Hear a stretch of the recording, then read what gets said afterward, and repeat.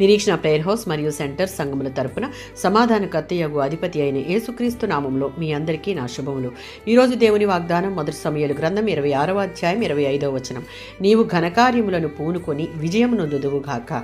సౌలు దావీదును వెదుకుటకు 3000 మంది సైన్యముతో జీఫు ఎడారికి వెళ్ళాడు.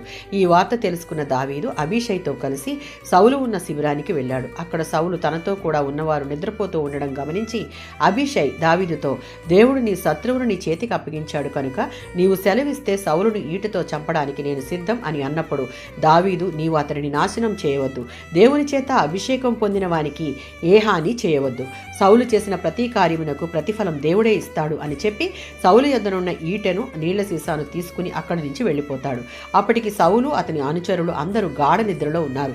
దావీదు దూరంగా ఉన్న ఒక కొండ మీద నుండి సౌలు దగ్గర ఉన్న ప్రజలు అబ్నేరు వినేలా, దేవుని చేత అభిషేకించబడిన రాజుకు హాని చేద్దామని ఒక వ్యక్తి వచ్చిపోయాడు. అతని దగ్గర ఉన్న ఈటెను నీళ్ల సీసాను తీసుకుని పోయాడు.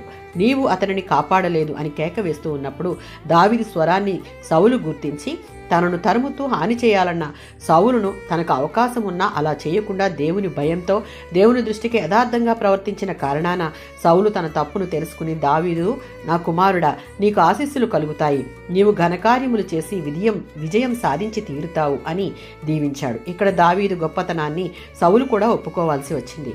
దావీదు మీద తనకున్న కోపం, ప్రతీకారం తీర్చుకోవాలన్న పగ, దావీదు దేవుని దృష్టికి యథార్థముగా భయము కలిగి దేవుడే తన పరిస్థితులను మారుస్తాడు అన్న నిరీక్షణ కలిగి ఉన్నాడు.